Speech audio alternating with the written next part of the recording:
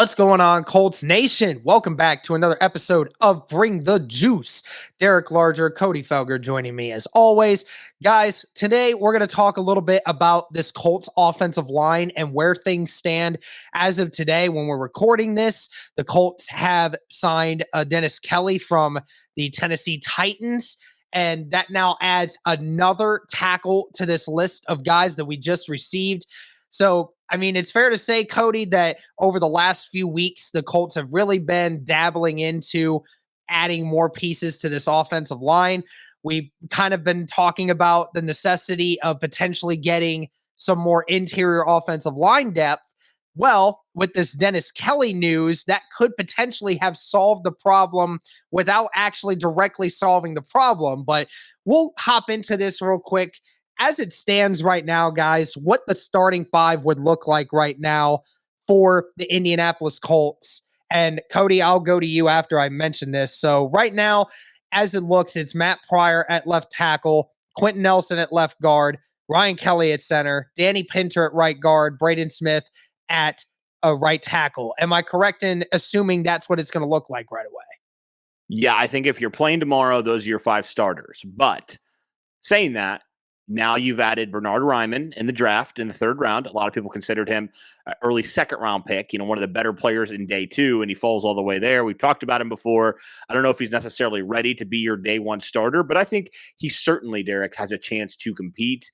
You talk about Dennis Kelly, who can play both the left and the right at tackle. So, and also you mentioned Matt Pryor. He can also play right guard. He has some position flexibility there. He filled in last year, when Chris Reed went down and all that stuff and all that stuff happened, and he filled in that COVID game when everything was crazy. So all that to say, and also the Colts, they brought in Ryan Vandemark, who was an undrafted free agent, who actually, in the grand scheme of things, doesn't look like he got paid a lot, but from an undrafted free agent standpoint, he actually got a little bit more than some of these other guys. So yeah, and it's crazy to me, man, how much depth you have right now, especially at tackle. And it's kind of nice to know that you have some guys who have some position flexibility there. Like you mentioned at the top, could potentially solve your quote unquote issue of depth on the interior by adding a tackle today in Dennis Kelly. I guess, they'll come out tomorrow, but adding a tackle on Tuesday in Dennis Kelly, I think that really is big, and it just offers you so much more flexibility in what you're able to do, because we've talked about it, Derek, and we've talked about it to death, so I apologize to our listeners if you're kind of sick of me saying it, but I think it's so important, is tackle depth is so incredibly important to find and so incredibly hard to find. So you throw in Kelly, who's a 10-year starter. He's played for multiple teams. You mentioned the Titans last year with the Packers. This guy's got some vet experience out there at tackle. And, especially with the loss of Eric Fisher, I mean, I know some people maybe wouldn't consider that a loss, but I mean, Eric Fisher was a really good run blocker last year, and he was your starter for the majority of the season. So I think one thing is clear, though, Derek, and we joke about this, but I think it's actually kind of true. Chris Ballard made it a motto this year that the two positions that really have haunted the Colts in the past, especially last year, being the safety depth last year and the offensive tackle depth, a couple of years ago. But let's call it what it is. The Colts got lucky with, they got lucky with the Matt Pryor trade, that it panned out as well as it did, because, I mean, it wasn't supposed to happen that way. It really wasn't. 9 out of 10 times, it doesn't work out that way. So all that to say, Chris Ballard made sure you're not going to have, from a couple seasons ago, a Chaz Green, Raven Clark situation, or even last year, an Andrew Sendejo situation at safety. So he's doubled down and even tripled down on both those positions, and specifically when it comes to the offensive line, especially with the attrition of the NFL, adding another game with 17 games now that you play, I think it's even much more important. Yeah, and I never got to mention my thoughts on the Dennis Kelly signing when it happened. I think the value of the fact of him being a right tackle is so huge, because that's something that we haven't talked about. We've been talking about left tackle. Who's going to be the next left tackle? But we haven't actually talked a lot about the right tackle depth. I mean, Braden Smith has missed some time. I mean, we saw last season he missed about, 6 or 7 games last season. So, Braden Smith was out for a significant amount of time. And who knows if it's going to happen again. But at the end of the day, we keep talking about the left tackle position, but we haven't actually talked about how important it was to get depth at the right tackle position as well. Now you have two guys outside of Braden Smith that you feel confident that right now you could put in at right tackle. That's Dennis Kelly and Matt Pryor. If Matt Pryor isn't the official left tackle to start a certain game, you feel confident now that you have a couple other guys to move into that left tackle spot, and you can move Matt Pryor over to right tackle because you saw how good he was at playing right tackle last year for this offensive line. He was actually one of our better offensive linemen for a good stretch of the season. So that's great. And then, what that means now, and you mentioned it with the Matt Pryor thing moving to guard. I think that's what a lot of people haven't mentioned is the fact that, now with Dennis Kelly, you feel confident that if Pryor had to go inside, feel confident that Pryor can move to the right guard position. And another name that we haven't really been talking about, Cody, and that's the name of Will Fries. I think a lot of people are forgetting the fact that, Will came in that Arizona game and played very well for basically just being a rookie, in an unprecedented, uncomfortable situation, but had to go in there and perform the way that he did. And, the Colts raved about how well he stepped up in that game and what needed to be done. And, I think it's great that nobody's really talking about him because, that could be the secret hidden weapon to the depth pieces. I don't know whether or not he'd be the right guard or the left guard, backup, primary right off the bat, but you feel confident that you could get a chance to, have him do something like that. And then, if Ryan Kelly happened to go down, you can move Pinter to the center and, moving Pryor to right guard and then having Ryman or Kelly or somebody else be the left tackle. I mean, isn't it crazy to think just how many of these guys, you talked about it, position flexibility. There's almost not a single guy on this offensive line that can't play multiple positions on this offensive line. I feel like it's a great thing to have. It certainly is. And it makes you sleep a lot better at night knowing you have, okay, your five starters, but you have seven guys, maybe eight. If you talk about Will Fries, we put him in that conversation, eight guys that you're like, we're fine. We're totally fine with these eight guys being our starters. Maybe you add one more potentially. I would not be opposed to that, just for competition's sake. But yeah, I'm good with those eight guys being your start, your offensive line, you're on your 53-man roster, come week one, because I think that allows you to do so much, right? Because, if you have guys, you have, three guys that can play the interior. You have four guys that can play the tackle positions. I mean, that's pretty solid depth overall. And that was something we questioned when you let both Mark Glowinski and Chris Reed walk. We're like, what about depth, right? What about depth? Well, obviously the Colts have enough confidence in Matt Pryor filling in or Will Fries taking another step this year that they felt comfortable not having to pay, Mark Glowinski the amount that he got from the Giants, or even, not that much for a Chris Reed. Because they're like, we like our young guys. We really do. And we like our flexibility on this offensive line. So, yeah, I mean, I thought that they definitely needed to sign another offensive lineman. I didn't know if they were going to sign Kelly because I wondered, with the Bernard Ryman pick, does that change anything? But just getting a nice, solid veteran in there, I think, is going to go a long way. And it's going to help a guy like Bernard Ryman. I really think it's going to be very valuable because that left tackle position, Derek, it's very young, very young. Matt Pryor's very young. Bernard Ryman's a rookie. You needed a guy in there that's a 10-year pro kind of guy that can really help this unit a lot. So yeah, overall, I think this offensive line's in. Just with this Dennis Kelly, Dennis Kelly signing here, I think this is a very underrated signing, and I think it's a very quality signing that maybe won't necessarily, when you look at the game, because he may not even play really.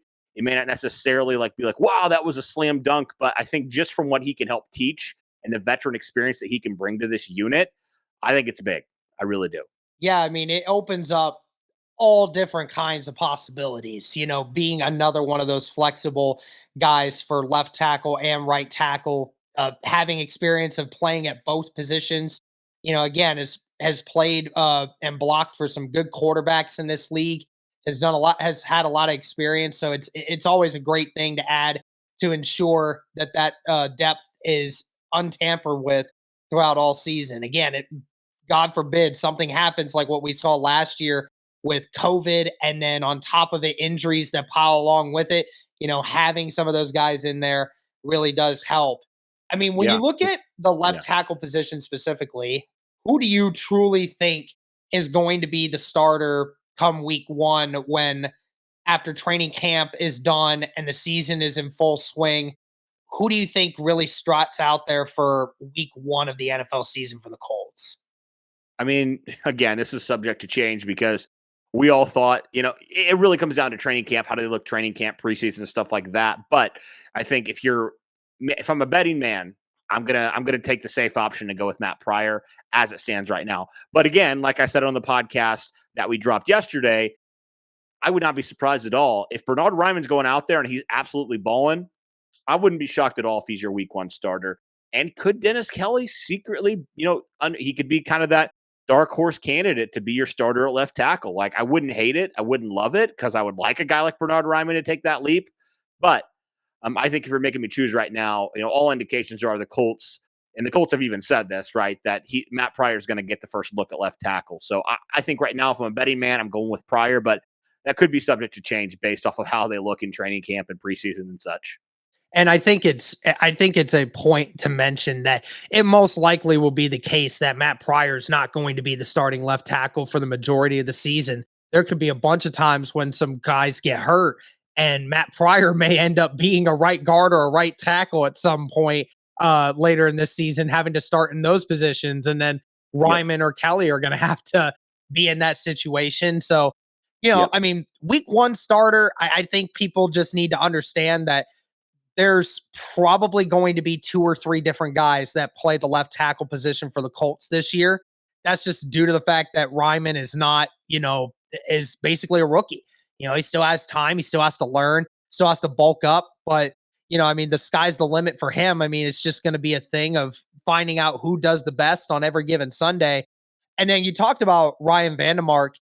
I think they said his contract was the eighth highest undrafted free agent contract this year of all the undrafted free agents that were signed after the draft. So, again, the Colts were very adamant on getting this guy. They were not going to miss out on him. They actually said they were debating whether or not they wanted to draft him in the seventh round. So, and a lot of people were saying that Vandemark should have honestly went in the sixth round. So, a lot of people were surprised that Vandemark fell that far, but there he is. And again, another solid athletic left tackle from UConn that, could sneak his way onto the roster at some point. I think my best guess for Cody, and I talked with you about it right before the pod, that he probably will just end up being the practice squad guy. He's going to get the reps with some of these guys, learn a little bit, and then if the tackle depth gets tested a lot, then he'll get his name called into the rotation. But until something drastic starts happening, he's most likely just going to be a practice squad guy, just waiting in the ranks for his number to be called. Yep, I think that's fair. That's totally fair. But going back to really quickly to the depth, sometimes you got to have those Arizona games, right? Where sometimes your depth is going to have to be tested, and you're going to have an answer for it, right? I mean, you're going to have to at some point. So I think it's so critical just to make sure that you're not pigeonholing yourself and really kind of screwing yourself over, where you find yourself making a march to the playoffs like in 2020, and you have to roll out a guy off the street. Like, that is something that you can't have happen. And I think Ballard understands that.